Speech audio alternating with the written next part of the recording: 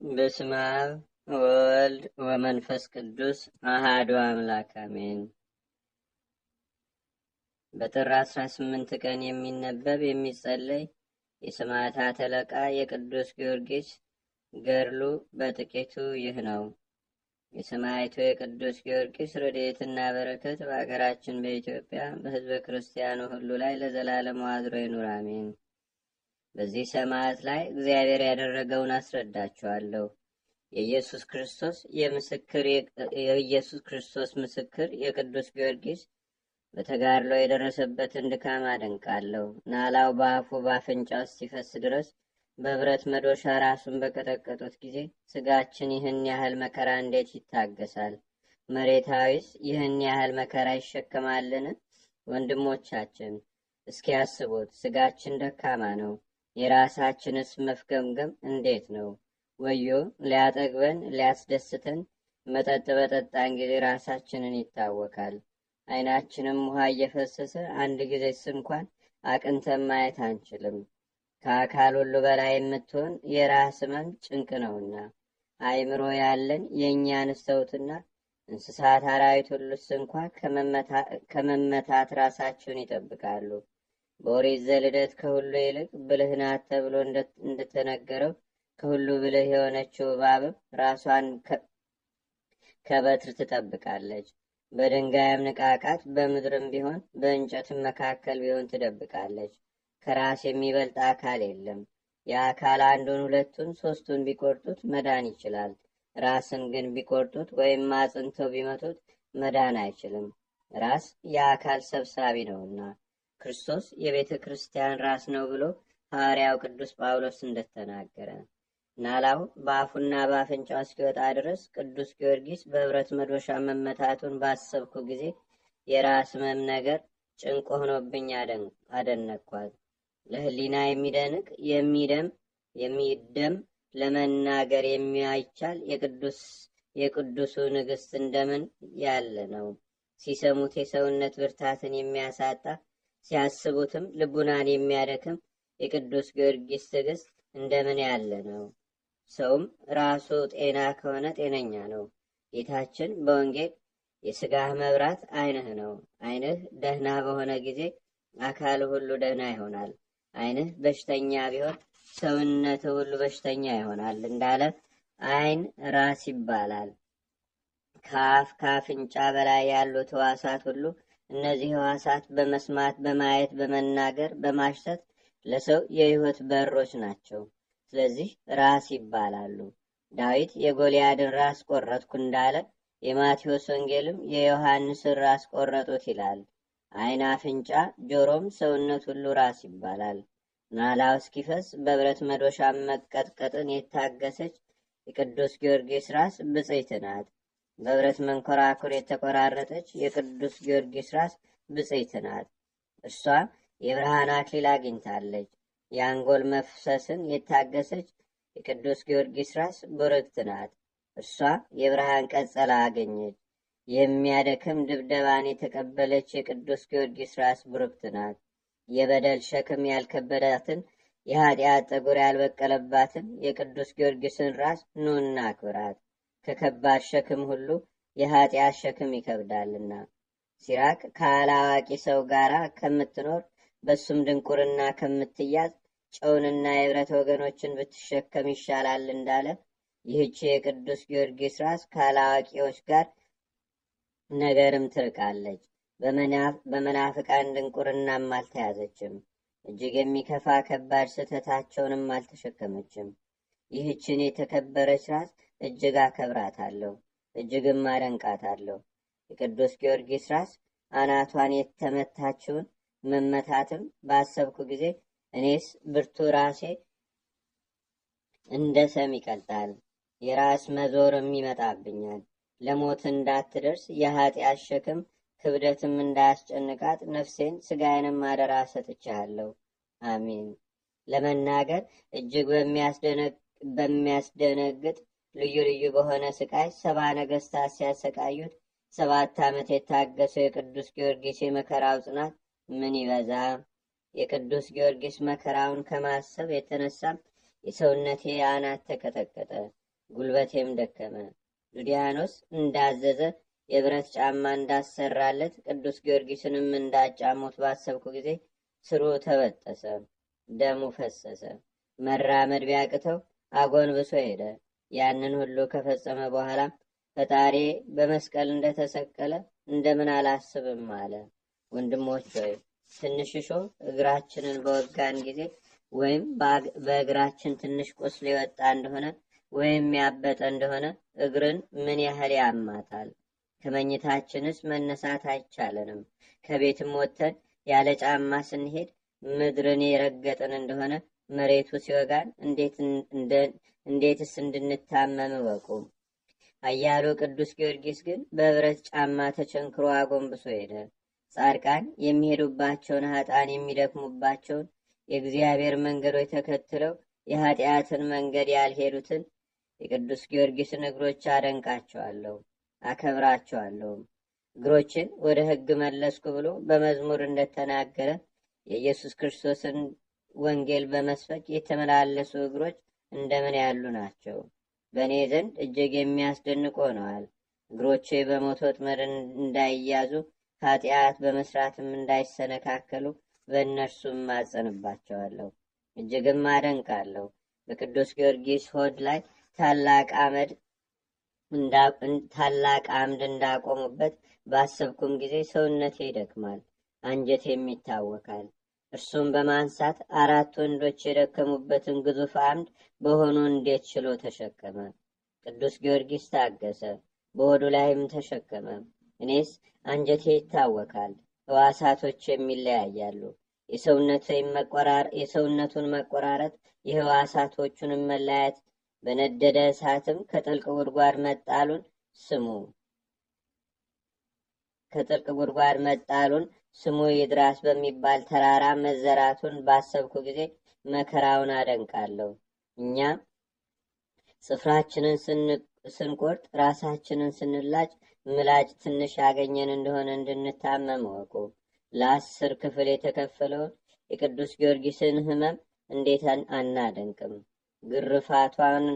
ግርፋቷን የፈጸመች የቅዱስ ጊዮርጊስ ሥጋ እንደምን ያለች ናት! ሐዋርያው በሥጋው መከራ የተቀበለ በኃጢአቱ ምክንያት የሚመጣበትን ቅጣት ፈጸመ ብሏልና በኃጢአት ያልተዳደፈች የክርስቶስ አካል የሆነችው የቅዱስ ጊዮርጊስ አካል እንደምን ያለች ናት! የተመረጠ ቅዱስ ጳውሎስ የክርስቶስን አካል የዘማ አካል ልታደርጉ አይገባም እንዳለ ከወርቅ ይልቅ የጠራችው የቅዱስ ጊዮርጊስ አካል ከክርስቶስ አካል አልተለየችም። ሐዋርያት በዲዮስቅልያ ከክርስቶስ አካል አትለዩ ብለው እንደተናገሩ በላም ገመድ የተገረፉ ለ10 ክፍል የተከፈሉ ሕዋሳት እንደምን ያሉ ናቸው! ሳስታውሳቸው አንጀቴ ይቃጠላል፣ ሳስባቸውም ልቤ ይደነግጣል። እኔ የቅዱስ ጊዮርጊስን ሕማም አደንቃለሁ። መንገጢዎስ በ10 መንኮራኩር ላይ ለ10 ክፍል ሲከፍል ስጋዊ እንዲህ ያለ መከራ ይችላልን? መሬታዊስ እንዲህ ያለ ስቃይን ይታገሳልን? የቅዱስ ጊዮርጊስን ሕማም በማሰብ ሰውነቶቼ ታመሙ፣ አጥንቶቼንም አናወጣቸው። እንደሰቀሉት እንደቀደዱት በሚነድ ጭራሮ እንዳቃጠሉትም ባሰብኩ ጊዜ አጥንቶቼ ይቃጠላሉ። እርሱ ግን ውስጥ ዕቃው እስኪታይ ድረስ ይህን ሁሉ ይታገስ ነበር። የቅዱስ ጊዮርጊስን የመከራውን ትዕግስት የሚፈጽመው ምን አይነትስ አንክሮ ነው! እኛስ ትንሽ እንኳ መከራ አንታገስም። በትንሽ ዓመታት የቆሰልን እንደሆን ለመድኃኒት የሚሆነውን ቅባት ሁሉ እናደርጋለን። ቅዱስ ጊዮርጊስ ግን የውስጥ ሰውነቱ እስኪታይ ድረስ በመጋዝ ከሰነጠቁት በኋላ ስለ መድኃኒት ፈንታ ስጋው እስኪያርና ነፍሱ እስክትወጣ ድረስ በእሳት አቃጠሉት። ስጋዊ ሰውነትንስ ተውትና ብረትስ እንኳ በእሳት ኃይል ይቀልጣል። እኛም ለጤናችን እሳት በምንሞቅበት ጊዜ ወላፈኑ ሲደርስብን ፈጥነን እንነሳለን። ከእሳት ውሃ የሚከፋ የለምና። እሳት ለሕይወታችን እጅግ ጠቃሚ ነው፣ ግን ለመዳሰስ አይቻልም። የምንበላውን የምንጠጣውን በሱ ብናዘጋጅም ሙቀቱ ካልበረደ፣ ፍላቱ ካልቀዘቀዘ፣ ትንሽ ሙቀትም ካለው እጃችንን ከመዳሰስ እናሸሻለን፣ ከመቅመስም አፋችንን እንከለክላለን። እግራችንንም ለመታጠብ አንችልም። እኔ የቅዱስ ጊዮርጊስን መከራ አደንቃለሁ፣ ተፈጥሮዬ ነውና። ስጋዬ ትቢያ ከመሆኗ የተነሳ እጨነቃለሁ። መንኮራኩሩን ባየው ጊዜ እንዴት ስጋው ስቅጥጥ አላለም? ከዚህ መንኮራኩር እድን ይሆን ብሎ እንዴትስ አላሰበም? መከራን ግርፋትን የታገሰች የብሩክ ሐዋርያ ቃል በእርሷ ላይ የተፈጸመባት የቅዱስ ጊዮርጊስ አካል ብፅዕት ናት። ከኛ አይደለ ከእግዚአብሔር የሚሆን ታላቅ ኃይል በዚህ በደከመው ሰውነታችን የማይጠፋ መዝገብ አለን። በሁሉ መከራ እንቀበላለን፣ እንሰቃያለንም፣ እንዋረዳለንም፣ ግን አንጣልም፣ አንጠፋምም። ዘወትር የክርስቶስን መከራ በስጋችን እንቀበላለን። የክርስቶስ ሕይወቱ በዚህ በመዋቲ ሰውነታችን ይታወቅ ዘንድ አለ። እንዲሁም ቅዱስ ጊዮርጊስ 70 ነገሥት 7 ዓመት መከራን አጸኑበት። ተሰቃየ፣ ግን አልተጣለም። ስጋው ለ10 ክፍል እስኪቆራረጥም ድረስ በመቆራረጥ ተሰቃየ፣ ግን አልተጎዳም። ጉዳትም ሳያገኘው ሕያው ሆኖ ተነሳ እንጂ። ዳግመኛም ተሰቅሎም የውስጥ አካሉ እስኪታይ ተሰንጥቆም ስጋው እስኪያር ነፍሱ እስክትወጣ በእሳት ተቃጥሎም ይህንን ያህል የስቃይ ጭንቅ እርሱን አልጎዳውም። የክርስቶስ ሕይወት በመዋቲ ሰውነቱ ላይ ይገለጽ ዘንድ ከጣሉበትም ከደብረ ኤድራስ የተነሳ እንጂ መከራ ያልናቀች ግርፋትንም ችላ ያላለች ሰውነት እንደምን ያለች ናት! አፋዊ ሰውነታችን ይበላሻል፣ ውሳጣዊ ሰውነታችን ግን ሁልጊዜ ይታደሳል። በአንድ ጊዜ የሚያልፈው ቀላሉ መከራችን ክብርን፣ ጌትነትን አብዝቶ ያመጣልናልና የሚታየውን ተስፋ እናደርግምና የማይታየውን ነው እንጂ። የሚታየው ዓለማዊ ኃላፊ ነው፣ የማይታየው ለዘላለም ጸንቶ የሚኖር ነው የሚለውን የሐዋርያዊውን ትምህርት ታጸናለች። አሁን የቅዱስ ጊዮርጊስ መከራው ጸጋ ክብርን እጅግ አብዝታለታለች። የማይታየውን ተስፋ ማድረግም የዓለምንም መከራ በጌታችንና በአምላካችን በመድኃኒታችን በኢየሱስ ክርስቶስ የጥቂት ጊዜ ቀላል አድርጋ ለተቀበለችው ለቅዱስ ጊዮርጊስ አካል የጸናችው ነች። መከራው በእኔ ዘንድ እጅግ ይደነቃል። ዲያብሎስ ሊያጠፋት በላዩ እንዳይሰለጥንባት በዝሙት የተዳደፈች ሰውነቴ በቅዱስ ጊዮርጊስ አካል ትማጸናለች። የቅዱስ ጊዮርጊስን ስቃዩን ጠንቅቀን ብንጽፈው ኖሮ ለሚሰማውም የሚያሰለች በሆነ ነበር፣ ለሚያነበውም ከባድ በሆነ ነበር።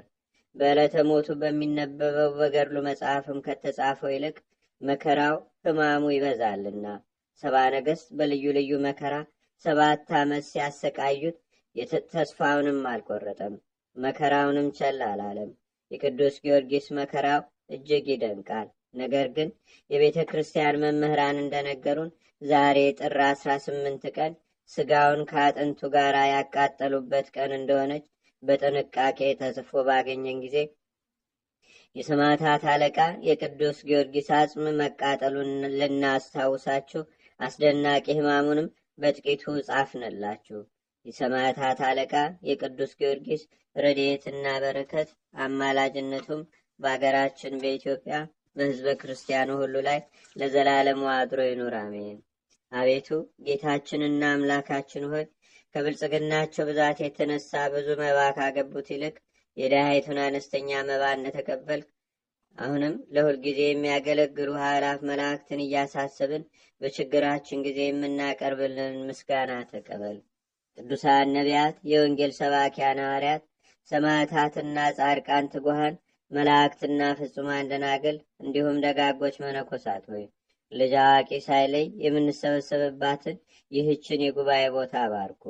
ይህን መጽሐፍ ወረቀቱን አዘጋጅቶ ብራና ደምጾ ብዕር ቀርጾ የጻፈውና ያጻፈውን ወይም በማህተም ያሳተመውን ከግዕዝ ወደ አማርኛም የተረጎመውን ቃለ ንባቡንም በእርጋታ መንፈስና በተመስጦ ሕሊና የሰማውን ያደመጠውንም በደለኛን ሁሉ በአማላጅነቷ የምታስምር በጌታችንና በአምላካችን በመድኃኒታችን በኢየሱስ ክርስቶስ እናቱ በሁለት ወገን ድንግል በሆነች በቅድስተ ቅዱሳን በድንግል ማርያም ጸሎት ጌታችንና አምላካችን መድኃኒታችን ኢየሱስ ክርስቶስ በቅዱሳኑ ቃል ኪዳን ይልቁንም በዚህች ቀን በሚታሰበው በሰማዕቱ በቅዱስ ጊዮርጊስ ልመና፣ ረድኤትና በረከት በአገራችን በኢትዮጵያ በሕዝበ ክርስቲያኑ ሁሉ ላይ ለዘላለሙ አድሮ ይኑር።